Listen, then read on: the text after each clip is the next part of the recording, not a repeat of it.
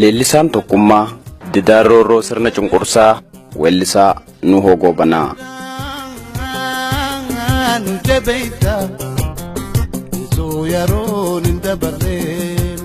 Kaleessa dargaggummaa isaatti sagaleen roorroo diinaa itti reebaa ba'e.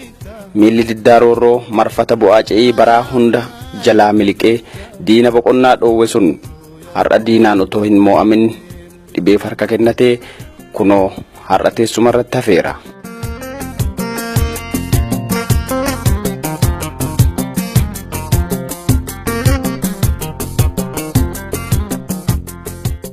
Inni teessuma irratti yoo hafeeyyuu hojiin Nuhoo bakka maratti uummata bira jira.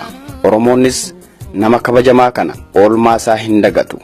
Oolmaa isaa kaleessaa saniif bakka jiru itti yaa'ee Nuhoo si cinaa jirra. Abshir jajjabaadhu jedhaani jiru.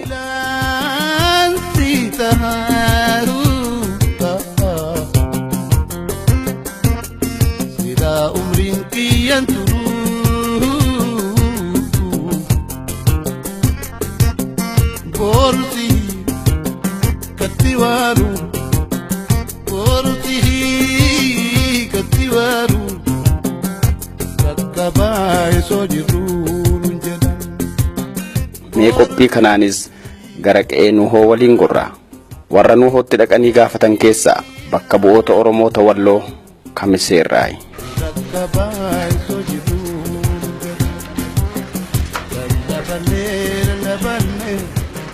Warikun, nagaa ultani, fayyaa jirtu, nagaa, warra biraati. Oromootatti iyyanne, nutti madaa,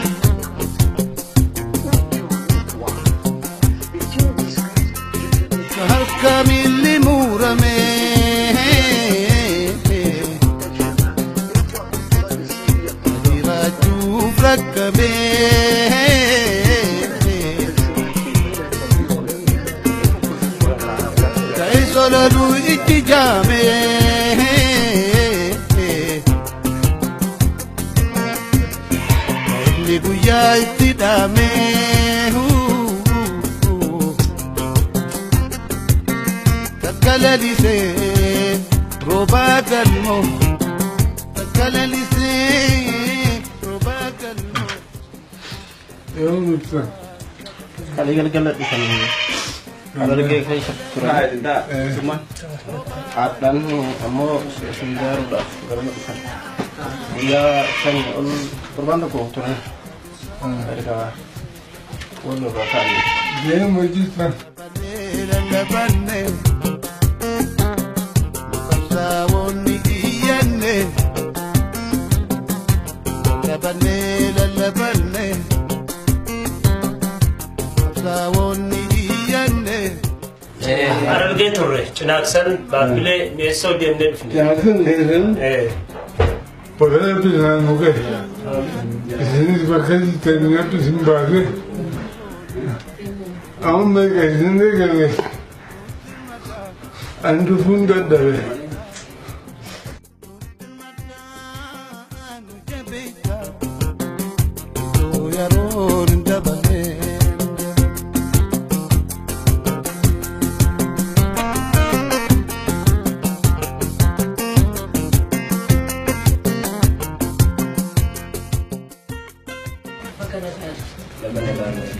Baabbilee Meessoo buune mata keenya daangaarratti rakkoo irra jiru daawwanne yeroo asiin dabarru isaan arginee akkaataa isaanitti jiran laallee dabarre jennee dhufne.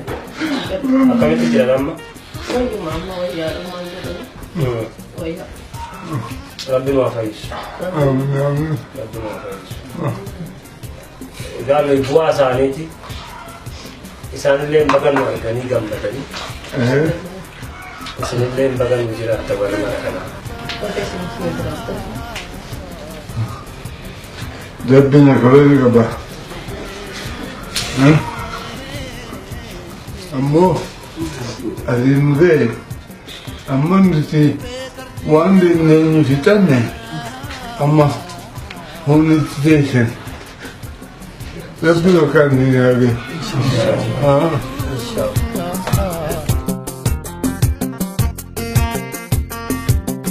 Kinina sumuni takadaba.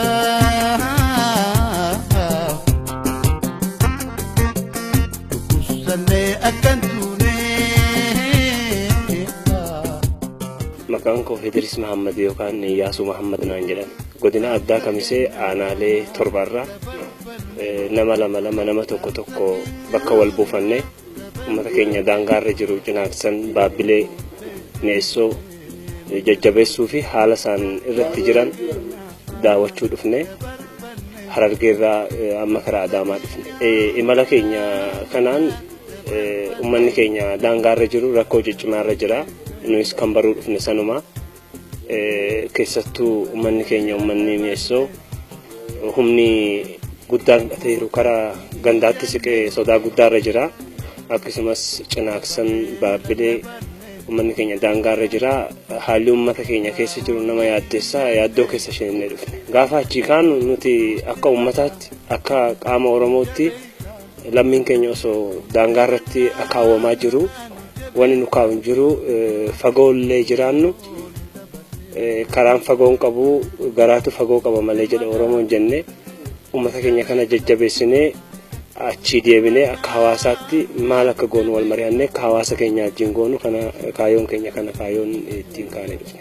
Amma achi deebitanii kunoo mana weellisaan lafa boqonnatti gaafa yeroo deemtan wal argines wajjin kan dhufne akkamiin gamana gortanii dhufuu keessaniin immoo maaltu isinitti dhaga'ame? Egaa artistiin Nuhoo Goobanaa abbaa keenyaa innilleen walleessaa keessatti isin waamti harmeen jedhee wallisee yeroo karaa kana deemnu walleessaa san yaadachaatuma deemne nuhis harmee keenya Oromiyaadhaa birmannee dhufne yeroo as geenyu immoo carraa arganne kanaan artistii Nuhoo Goobanaa osoon argin asiin deemnu agarree isallee jajjabeessinee waamicha harmeellee akka owaannee dhufnetti himne tokkummaa uummata Oromoo kanaatis aartii keessatti gahee guddaa waan taphanii jiraniif bu'aa isaanii akka taane isaanitti argaggiifne jajjabeessinee rabbis kadhannee akka rabbiin isaan nu fayyisu kanumaaf as gorre. Dhaamsi nuyi qabnu nuti wallorraa dhufne egaa Oromoon yeroo ammaa kana kaabaa kibbatti bahaa dhiyaatti wal barbaadaa jira. akkuma yeroo cinaaksan buune Oromoon cinaaksan afaan Somaaleetiin Oromiyaa faarsanii afaan Somaaleetiin Oromoo faarsanii yeroo Oromoo cinaaksan agarru Oromoo raayyaa tunutti dhufe kanaaf uummanni Oromoo wal barbaadee nama keenya nama dhukkubsate bakka jirutti gaafate nama rakkoo irra jiru bakka jirutti gargaaree Oromoon tokkomee jira humna godhatee jira humna qabnu kana jabeeffanne akka walitti deemnee bakka jirutti kaabaa kibbatti akka wal gaafannuun dhaama ilmaan Oromoo hundaaf. Sheekh Musaa Umariin jedhama kan dhufe godina Oromoo Walloo Qamsee irraa waan abi waan jedhu qabu buleessi keenya kan jedhe walumaan kaanee jechi keenyas tokkuma qabsoon keenyas tokkuma waan ta'eef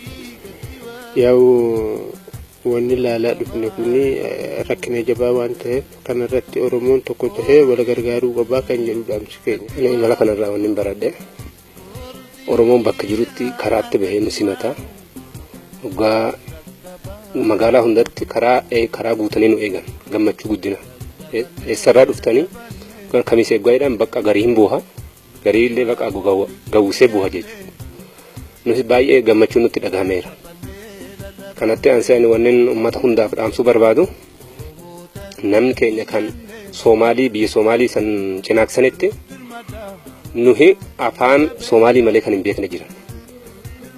Gadi deemne Soomaaliin ofirraa nutumanii nu jeessanii hoggaa Oromootti ol dachaan immoo afaan beeknu nuhi Oromoodha afaan hin beeknu nuhi bakka lamatti miidhamne jedhanii jechi isaan jedhan sun baay'ee natti dhagahameera jechuudha. Naannoo Amaaraa keessallee numa jiran jechuudha namni afaan Oromoo ta'ee afaan Amaaraa dubbatuu hin dandeenye afaan Oromoo dubbatuu hin dandeenye uummata akkasii safaatu baay'ee na yaachisaa jira jechuudha kiyyatti. Maal barattee mala dhufte kanatti?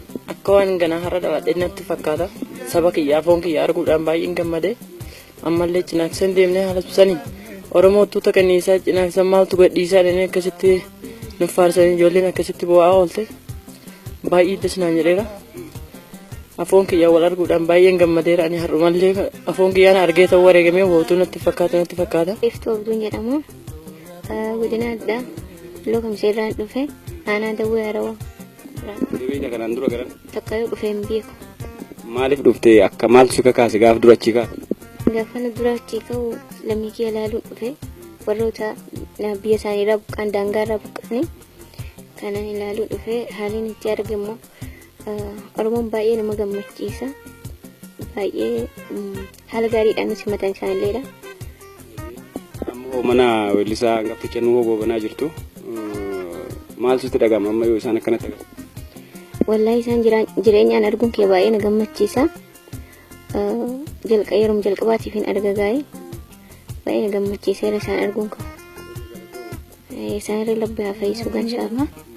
Baatee irraa hin dhufe kan hin dhufe immoo uummata amma biyya isaanii irra rakkatan kana rakkina isaanii ilaaluun dhufe rakkinni isaanii kun rakkina koo waan ta'eef ilaaluun dhufe isaanumaa wajjin rakkachaa ture waan ta'eef rakkinni isaanii baay'eetti gaddine gaawwanni godhamu jiru walum bira dhaabbachuu walum gaafachuudha. Achirratti uummati achii baay'ee nu simatanii uummata bareedaa uummata gaariidha.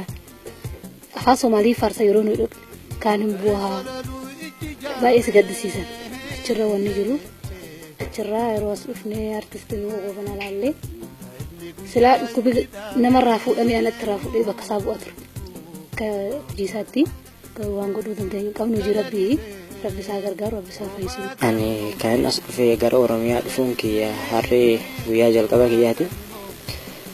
Dhufiisa kiyya kana keessatti waa lamantu marge waa lama hubadhe tokko waa nama gaddisiisutti jira tokko immoo waa nama gammachiisutti jira.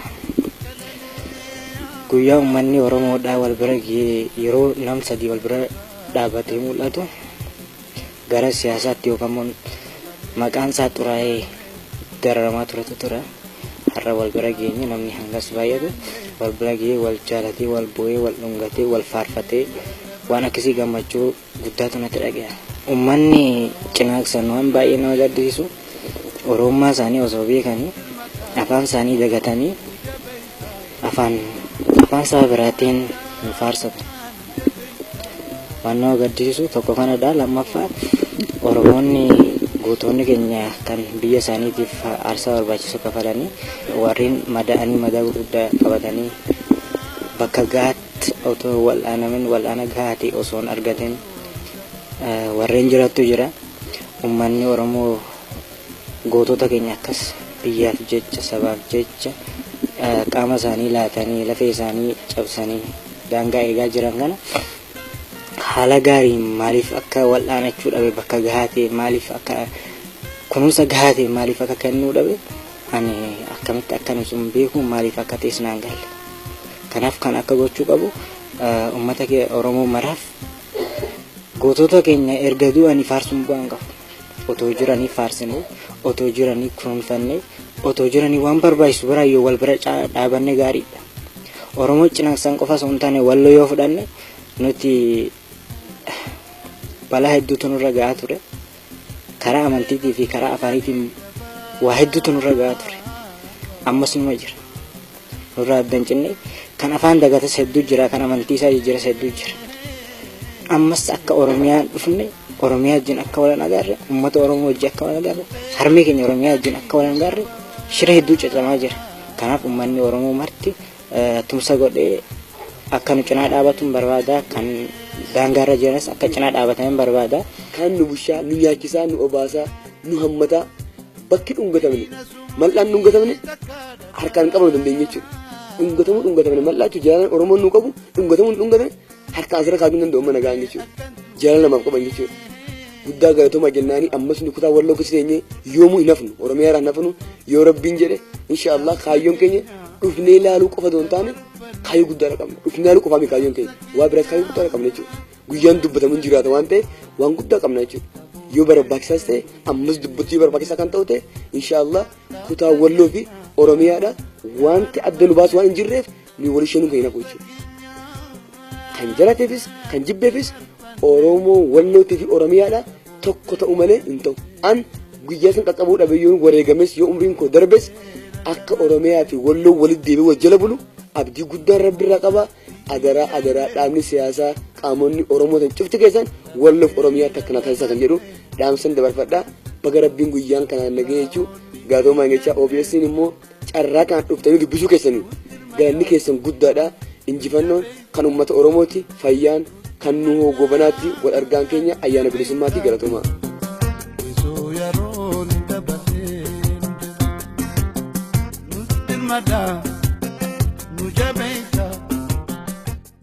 Mungkin barte waan barre warra Wallooti. Walloo beekta? Nageenya Oromiyaan kutaa meeqa? Kutaa 11 miti 11 faanes Walloo miti Walloo.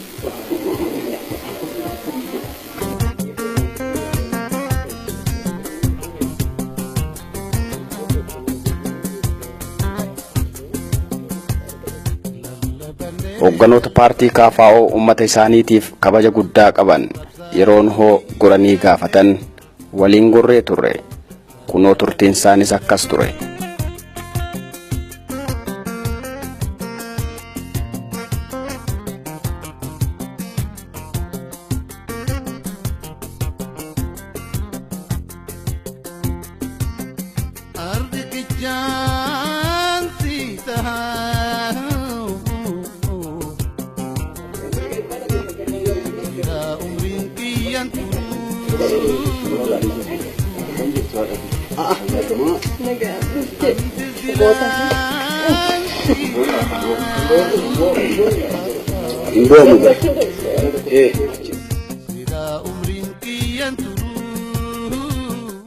Egaa carraani yeroo tokko takka olii takka gadi har'a namoonni asitti argamu kun waggaa lamarraa hamma waggaa 17tti qabata mirga saba keenyaatiif falmineef mana hidhaa turree qabsoo qeerroo fi qarreen keenya godhaniin barana mootummaan dirqee warra nuyi dirqamee warra nuyi hiikedha. Warra qabsoo kanaan miila lachuu dhabee mana hidhaa keessa waggaa 12 taa'ee dabalateetu kan duratti dhufne. Sababni dhufaatii keenyaa fi wanti nuti ittiin dhufne sababni dhufaatii keenyaa waa tokkodha. Nuti qabsoo kana aarsaa guddaa hangafoonni keenya itti kaffalaniitu.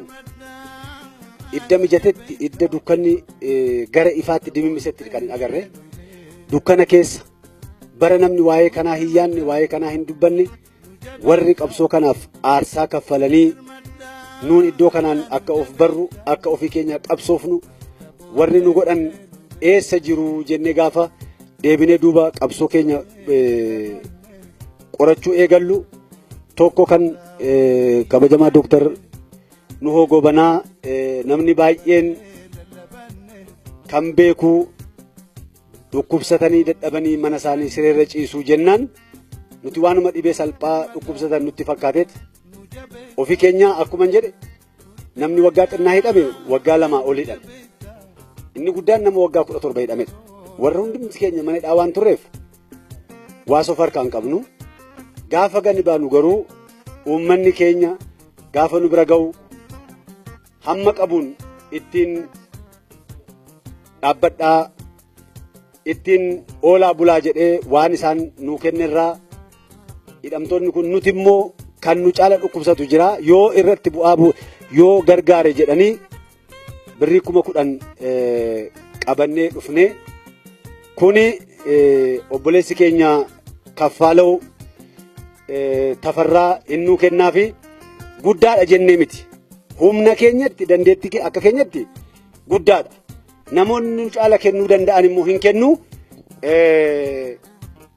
amma obboleessi keenya Kaffaaloo Tafarraa maallaqa kana itti nuu kennaa gaaf 2 gaaf 3 yoo kiniinii bituu fi danda'e jenneetu goone kana qabannee dhufne sababni itti nuti dhufne immoo iji hojii keessanii daraareera asheeteera hammannee itti fayyadamuu qofaan nu hafaa kanammoo akka galmaan geenyu waadaa isinii gallaa waan amma isinirra ga'e kanatti hin gaddiina hin shakkiinaas akka qabsoon keessan galma ga'u jechuu barbaanneetu galatooma. Inni guyyaa itti dhaamee kakkalalisee roobaa galmoo. Amma rabbi kabir qaba. Amma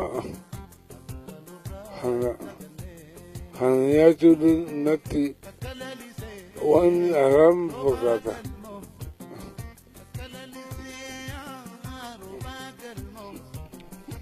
Tole nuyi carraa kan argannee carraa ijaan arginee qaamaan arginee kabajamaa jaala keenya qabsaa keenya goota keenya akkasumas wallisaa yeroo nuyi otuu nuyi ijoollummaa ta'an yookaan namoota baay'ee tokkummaatiin namni ilaalcha tokkummaatiin walii galee tokkummaa jalatti akka yaaduuf nama karaa nuu saaqan goota keenya karaa nuu saaqan abbaa keenya Nuhoo Gobanaa bira argamuu keenyaaf ani baay'ee waaqayyootiin baay'een galateeffadha manadhaa keessa teenyee baay'ee hordofaa turre amma isaanii namoonni baay'een anasirratti waan erga dabarsuu barbaadu nuyi saba guddaadha sabni keenya saba guddaa godhee kan nu uume waaqayyoo waan waaqayyo nuu laate kanatti fayyadamuu qabna jechuudha qabsaa'onni keenyi lubbuu isaanii nuuf laatanii lubbuun jijjiirraan qabdu namni lammaffaa dhalachuu hin danda'u nuuf jiraatanii nuuf du'anii nuyis kana namoonni biraa akka jiraataniif ijoolleen keenya akka jiraataniif ijoolleen keenya carraa hidhamuu carraa du'uu akka hin arganne baraarsanii ofii isaanii of wareegamanii darbuuf uummata nuu qabsaanii kanaaf nuyi kabaja laachuu qabna isaaniif jiraachuu qabna isaan lubbuu nuuf laatanii nuyi immoo yeroo laachuu fi qabna jechuudha yeroo xiqqoo yoo laannee fi baay'ee guddaa miti akkasumallee kunoo dur tokkummaa jedhanii tokkummaa hawaa turanii mucaan isaanii inni mucaa akkas bareedu kun tokkummaa jedhama nuyi gaafa barataa turre sirba tokkummaa jedhamu sagantaa tokko irratti Finfinnee irratti dhabnee Dirreedawaa nama ergineefaa kaasetta akkasiin barbaadaa turre Nuhoo Gobanaa nama ijanu bananii goota keenya ijanu bananii goota ijoollee guddisanii uummata miliyoona 50 kana warra guddisan keessaa isaan tokko kanaaf kabaja guddaa isaaniif qabnaa kanaaf uummanni Oromoo sabboontonni keenya warri ija keenya qabdan namni kamuu namni Oromummaan itti dhagahamu hunduu isaan bukkee dhaabatee fayyaa isaaniitti deebi'anii yaala gaarii argatanii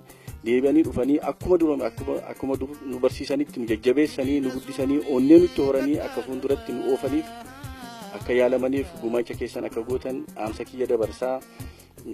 Oromoon nuyi guddaadha akka waan nu madaalu godhuu qabna. Kanaaf nu gootu jennee abdii qabna, abdii guddaa qabna, nuyi saba guddaadha. Isinillee nu jiraadha. Waan hawwaa fi turtanii, waan itti dadhabaa turtan, waan itti beelaa turtanii argitanii galma keenya galtanii nu eebbistanii carraa kana Waaqayyo isiniif laata jennee Waaqayyoon kadhannaa. Waaqayyo carraa kana isinaa agarsiisu. Kanammoo ilmaan keessaniin ijoollee isin guddistaniitiin argitu. Haati warraa isaanii Makkiyaa Alii akkasuma qabsooftuudha. Qabsoon karaa hedduu gaggeeffamaa. Isaanii nu danda'uun isaanii qabsoo guddaadha kuni. Kun immoo dirqama isaanii qofaa miti, dirqama uummata Oromoo hundaati. Uummanni Oromoo hundi kana isaaniin gargaaruu qabaa. Isaan qofaan dirqama kanan qabanii dirqama Oromoo hunda waan ta'eef Oromoon hundi isaan bukkee dhaabatee ijoolleen keenya ijoolleen xixiqqoon kunillee guddatanii akka isaanii goota ta'anii fakkeenya akka ijoollee kaaniif akka ta'aniif uummanni Oromoo hundi tattaafachuu qaba. Kana gumaacha keessan akka nu gootan maqaa gootota keenyaan isin gaafannan jedha. Dhaamsa keenya dabarfanne dhaamsa keenya